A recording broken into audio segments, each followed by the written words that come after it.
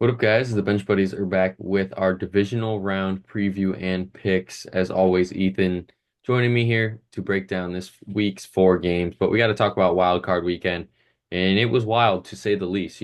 Obviously we went 3-3, both of us, and took different paths to get to 3-3.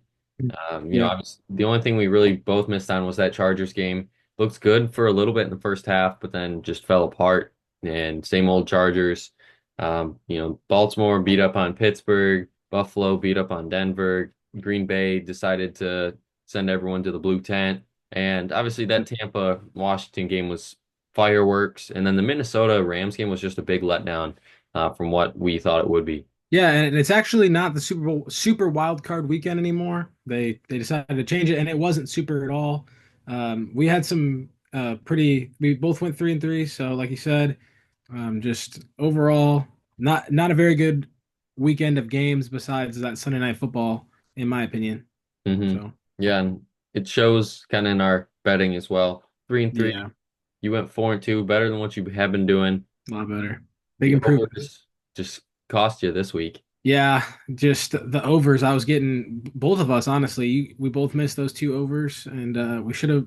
I mean, I guess hindsight's 2020. So, but the spreads for me all cashed, so that feels pretty good. Yeah, I Yeah, mean, and then that under that didn't hit, it was because they blocked the 2-point conversion and then returned it for touchdown. That's how I lost that one. And then the divisional round, and we're going a different route here. I'm going to kind of go an easier parlay. I know no parlay is easy, but I'm going Mahomes two passing touchdowns. He always shows out in the playoffs. Washington 9.5 at Detroit just moved up, and I love that. I thought it would be 6.5, but I looked 9.5. I love Washington and they can score with Detroit, and that means I'm going with the over as well. If Washington wants to keep this game close, and I think it will be, this is going to be one of those 35-31 type games. Rams, same thing. If they want to win, they're going to have to go in there and keep it close early. And if they can go in a halftime with a touchdown or less deficit or even lead, that game is just going to be close throughout. Kyron Williams is going to score like he always does. And then Buffalo 1.5. I don't see that one getting decided by more than a field goal on whoever wins. So I'll take my luck there with a 1.5. right. And then I'm going with KC minus 8.5, and then I'm going with Washington plus 8.5. I got these numbers from DraftKings. So where'd you get yours at? FanDuel. FanDuel. So there you go. The top competitors. That's pretty crazy. We're getting it at 8.5, so it's pretty good for the Washington side. And then we're going with the under as well. I think I'm only going with this number because it's going to be right on that number. It's just going to be a little under. And then I got the Rams plus 6, and then Rams Philly over 43.5. I think it'll be a touch over there. And then I'm going with the over in your Baltimore Buffalo game. And then the first game of the weekend is Texans Chiefs. Same old story. Chiefs get the bye, get a ride through Arrowhead on their high horse. And even last year, they didn't have to do that. Still went in, beat you on the road. So this team is just prone to anything in the playoffs that's thrown their way. So I like the Chiefs here at home.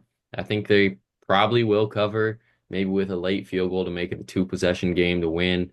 But the Texans, same story as last year. They were here, same place. Are they going to get eliminated yet again by the Chiefs in the same rounds, about the same day? And I think there's a new look to the Texans, which could, shock the Chiefs in the first half. But we know Andrew Yeah. Mahomes, they just somehow, some way find a way to win in the second half. Well, I think Joe Mixon's a big part of that for the Texans, and I think the Chiefs defense will be able to shut him down. So, and I think just overall, this is a good matchup for the Chiefs. So I'm going with them as well at home. I also took them to cover, so I think, like you said, I think it'll be a close game. Usually the Chiefs will play them close, but I think they'll end up covering later in the stages of that game. Yeah, so let's move on to the night game here. Yeah, and that night game is Commanders Lions. And I kind of want to take the Commanders just because why not? There's always one team that makes a run at least to the AFC or NFC championship. And I feel like if there's any team left that would do it, it would be the Commanders. This team somehow, some way finds ways to win games late. They're known for it this year. Hail Marys, field goals, last second touchdowns, you name it. And last week was a prime example, the doink to send them to the divisional round. And you still got the Lions on the other side though, that 15-2. They didn't even try the last week of the season.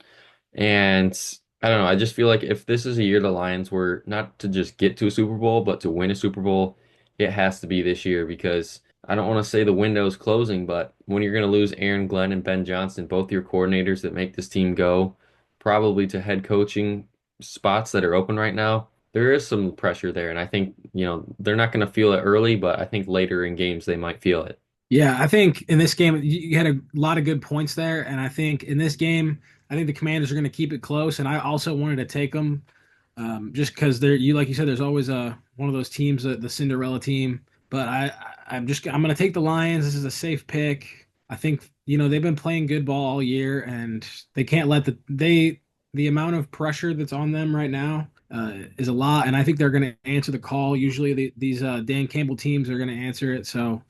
I'm going to take the Lions in a close game here. Then moving to Sunday at 3, Rams, Eagles, and I am going to go with the Rams on the road to beat Philly. If they play how they did last week against the Rams, I think the Rams go in there and beat them by 10. Uh, the Rams are fully healthy. Cooper Kupp, Puka Nacua, and Kyron Williams is a better combo than Josh Jacobs last week for the Packers. And the Rams defense, I think, shocked some people, limiting that Vikings offense to only 9 points.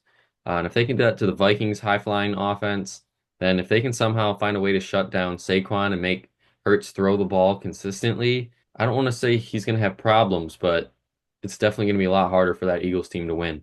I think the Rams have a shot here, but I'm going with the Eagles on at home.